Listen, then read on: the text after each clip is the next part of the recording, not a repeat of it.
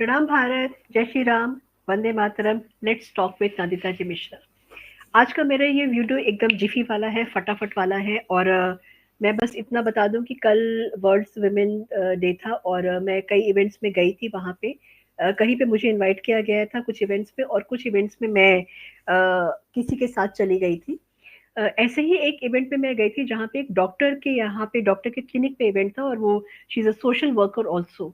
और वो गरीब महिलाओं को जो है इनवाइट करती हैं, अपने यहाँ पे बुलाती हैं और फ्री ऑफ कॉस्ट जो है उनकी मेडिसिन और प्रिस्क्रिप्शंस वगैरह उनको देती हैं उनका चेकअप करने के बाद में।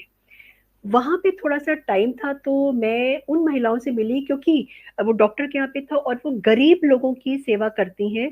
तो वहां पे उन्होंने वर्ल्ड वुमेन्स डे पे ऐसे ही महिलाओं को बुलाया था। वो महिलाएं वो थी जो स्लम एरिया से आती थी, या फिर लोअर मिडिल क्लास का जो स्ट्राटा होता है वहां से आती थी। उनके साथ में बैठ करके थोड़ी देर कुछ गपशप हुई, कुछ बात हुई, तो उन्होंने मेरे चक्षु खोल दिए।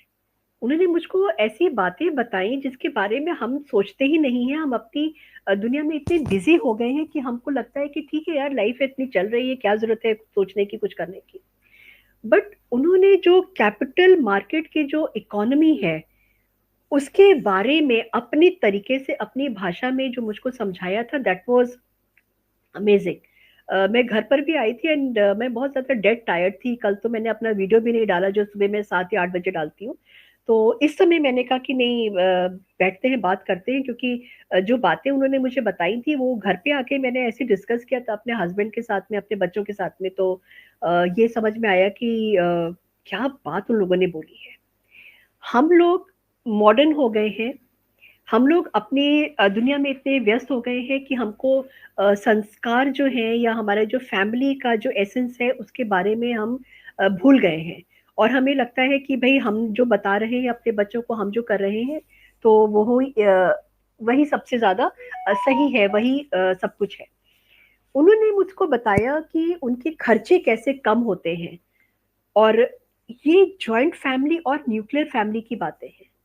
ये वो बातें हैं जिनको हमने इग्नोर कर दिया है, क्योंकि हमारे साइक में, हमारे सिस्टम में, हमारे दिमाग में ये बातें जो है डाल दी गई हैं। और हम उसी हिसाब से अपने आप को ढल गए हैं, चल रहे हैं। देखिए, जो न्यूक्लियर फैमिली आज कुछ कंपल्शन भी है जहां पर कि बच्चे बाहर चले जाते हैं और घर में सिर्फ पापा मम्मी बच जाते हैं अपने।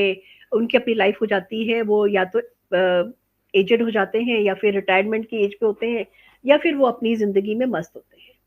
पहले जमाने में क्या हुआ करता था कि जॉइंट फैमिली का एक बहुत जबरदस्त कॉन्सेप्ट होता था। और जॉइंट फैमिली के जो बच्चे निकल के आते थे वो ज्यादा सहनशील, ज्यादा अकोमोडेटिंग और ज्यादा कॉम्प्रोमाइजिंग, और बहुत ज्यादा मुझे लगता है कि हम्बल और down to the earth grounded हुआ करते थे। आज के बच्चों की तरह उनके टैंट्रम्स नहीं हुआ करते थे। उनसे मैंने जब बात किया तो बात करते करते जो समझ में आया कि जो जॉइंट फैमिली है वो एक डायरेक्ट थ्रेट है इकोनॉमी को, उन बिजनेस हाउसेस को, जिनके हमारी न्यूक्लियर फैमिली की वजह से उनका बिजनेस चलता है और जॉइंट फैमिली की वजह से उनका बिजनेस ठप हो जाता है। ये सिर्फ ना डिमांड एंड सप्लाई वाली बात है।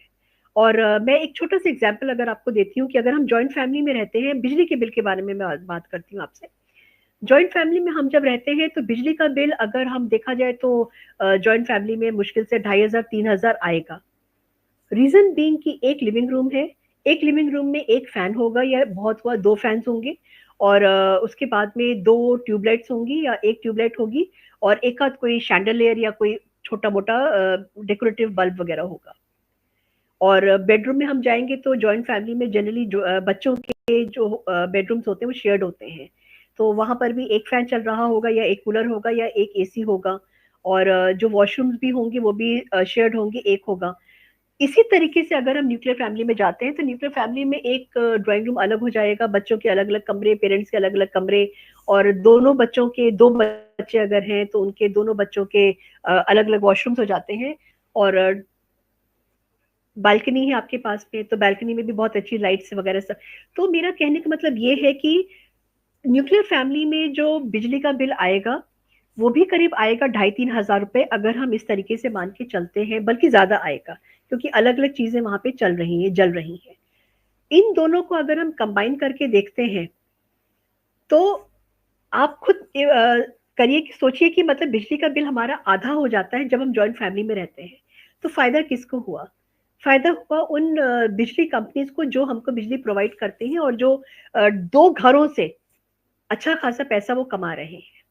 फिर हम ग्रोसरी की बात करते हैं। ग्रोसरी भी जब जॉइंट फैमिलीज़ होती हैं तो नपी-तुली ग्रोसरीज़ भली लैविश आती हैं।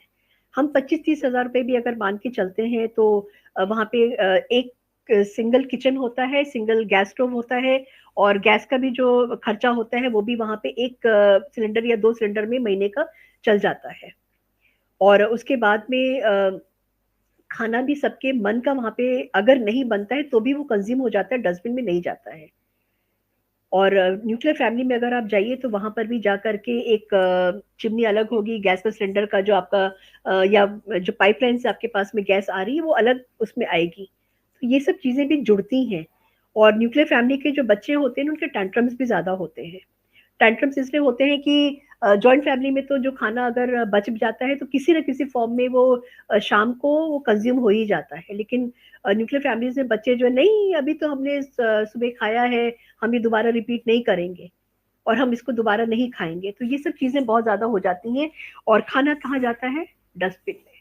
और उसी हिसाब से आजकल एक गाना है ना कि आ गया कचरे वाला आ गया, सूखा कचरा अलग है और गीला कचरा अलग है। तो गीला कचरा क्या है? सब्ज़ी के छिलके तो हैं, लेकिन साथ में वो खाना भी होता है जो बच्चे नहीं खाते हैं, जो कंज़्यूम नहीं करते हैं, वो सीधे डस्टबिन में जाता है। तो वेस्टेज आपका वहाँ पर भी होता है। हम अगर रेस्टोरेंट्स में जाते हैं, रेस्टोरेंट में अगर जॉइंट फैमिली जाती है, 8 लोगों की फैमिली गई तो आराम से 2500-3000 हज़ार रुपए में आप पूरा का पूरा खाना खाकर बिना वेस्ट किए आप चले आते हैं। लेकिन अगर यही 2 सेम फैमिली को अगर हम 2 पार्ट्स में डिवाइड करते हैं, रेस्टोरेंट्स में जाते हैं, खाने का बोल तो उतना ही बड़ा है। इतने बड़े बोल में अगर 8 लोग खाएँगे तो सब खत्म हो जाएगा, लेकिन इतने बड़े बोल में अगर 2 लोग खाएँगे, तो खाना डेफिनिटली आपका बचेगा। और बिल आपको 2 जगह पे उतने उससे ज़्यादा देना पड़ेगा। तो बल्ले-बल्ले किसकी हुई? रेस्टोरेंट की बल्ले-बल्ले हुई क्योंकि वहाँ पे उनको उतने ही बोल में उतना ही फूड उन्होंने दिया। भले ही आजकल पैक करा कर के वापस ले कर आने का सिस्टम हो गया है, मगर फिर भी पेमेंट तो हुआ है ना। तो आप खुद सोच के देखिए ये जो छोटा वाला पेमेंट हुआ है, ये भी पेमेंट उतना ही गया होगा पेमेंट जितना कि जॉइंट फैमिली ने जब खाना खाया होगा तब वो पेमेंट गया होगा। और ये ना एक नई मार्केट स्ट्रैटेजी है जो कि पहले फैमिलीज़ को ब्रेक करो और फिर ज़्यादा प्रोडक्ट्स बेचो। जॉइंट फैमिलीज़ में वॉशिंग मशीन एक सिंगल, रेफ्रिजरेटर एक सिंगल और जो एसी भी चलते हैं कई कमरों में वो भी मतलब वो भी शेयर्ड हो जाता है। लेकिन न्यूक्लियर फैमिलीज़ में क्या होता है? न्यूक्लियर फैमिलीज़ में सारी चीज़ें जो होती हैं जो वो सब अलग-अलग इंडिविजुअल हर कमरे के लिए होती हैं। तो बिजली कंपनी को भी फ़ायदा हो जाता है और जो सामान बेच रहे कंज़्यूमर प्रोडक्ट्स जो बेच रहे हैं, उनको भी फ़ायदा हो जाता है। ये सब चीज़ें हमारे दिमाग में एकदम से नहीं आई हैं, ये over a period of time डाली गई है। ये कह कर के कि भई आप कूल तभी कहलाएँगे जब आप अकेले रहेंगे और उस कूलनेस को लाने के लिए आपको अकेला करने के लिए जॉइंट फैमिली से निकल के न्यूक्लियर फैमिली में जाने का एक जो कीड़ा है ना, वो डाला गया। धीरे-धीरे आपको ही लगा हमको लगा, मैं आपकी बात नहीं कर रही, हमको सबको लगा कि हाँ यार अगर हम अकेले रहेंगे तो हम ज़्यादा सोच सकते हैं, हम ज़्यादा काम कर सकते हैं, हम अपने आप को ज़्यादा इंटेलेक्चुअल दिखा सकते हैं। तो ये सारी बहुत सारी चीज़ें हमारे दिमाग में डाली गई, फिर उसके बाद में जो मीडिया है, ओटीटी प्लेटफ़ॉर्म्स हैं, उसमें भी दिखाया जाता है कि भई न्यूक्लियर फैमिली क्या बिंदास एन्जॉय कर रही है, घूमने जा रही है।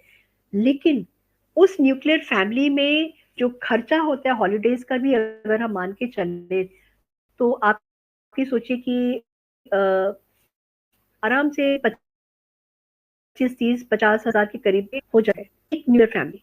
और अगर जॉइंट फैमिली में गए हैं तो इतने ही खर्चे में अच्छा खासा क्योंकि कन्वेंस का जो प्रॉब्लम है वो भी शेयर हो जाता है, जहाँ पे हम अपना अकोमोडेशन लेते हैं होटल्स का, वहाँ पर भी सॉल्व हो जाता है। तो खर्चा किस तरीके से हमारा कम हो जाता है। ये सब चीज़ें भी मेरे दिमाग में डाली गई थी कि भई जॉइंट फैमिली रहने में आप कूल नज़र नहीं आते हो, आप इंडिविजुअल नज़र नहीं आते हो। फेमिनिज़्म का भी झंडा जो है गाड़ दिया गया था और औरतों का ये था कि भई महिलाओं का मन के लिए भी हो जाता है कि भई आप जो है अपनी जो अपनी क्वालिटीज है वो आप तभी दिखा सकते हैं जब आप कूल होकर के आप बाहर अकेले आप रहते हैं। तो बहुत सारी चीजें हैं और इन औरतों ने मेरे को बहुत सारा जिसको कहते हैं ना स्टे फूड फॉर थॉट दिया था।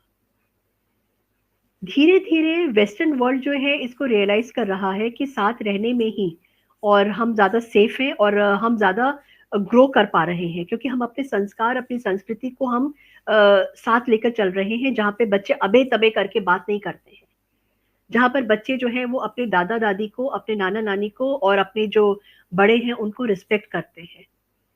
एक फैमिली स्ट्रक्चर वहां पे आ रहा है। धीरे धीरे इंडिया में भी भारत में भी लोग रियलाइज कर रहे हैं, लेकिन वो इतना ज्यादा नहीं है। अभी भी टाइम लगेगा क्योंकि जिस तरीके से हमारे दिमाग में बातें गई हैं, एक ट्रैप में हमको फंसाया गया था और उस ट्रैप से निकल करके अब हम बाहर आ रहे हैं, आना शुरू कर रहे हैं। टाइम लगेगा बट इन जो लेडीज है जिनसे मैंने कल बात की उन्होंने मुझे बहुत जबरदस्त जो है सोचने के लिए एक ऐसा वो दिया कि मुझे लगा कि मुझे अब रुकना नहीं चाहिए, मुझे फटाफट एक वीडियो बनाना चाहिए। और ये वीडियो मेरा सिर्फ 12-13 मिनट का है, इसको देखिए और सोचिएगा आप भी और कमेंट में मुझे ज़रूर बताइएगा कि जो चीज़ें मेरे दिमाग में चली हैं या जो चीज़ें मैंने सोची हैं, क्या वो आपको भी परेशान करती हैं या कर रही हैं या कुछ नहीं है? क्या आपको सोचने पे मजबूर किया? Thank you so much. मेरे वीडियो को लाइक करिएगा, शेयर ज़रूर करिएगा क्योंकि आज मैंने कुछ ऐसी बात बोली है जिसको कि मुझे लगता है कि अगर 4-5 लोग भी बैठ के सोचेंगे तो मेरा वीडियो बनाना सफल हो जाएगा। जय हिंद, जय भारत। भारत माता की जय।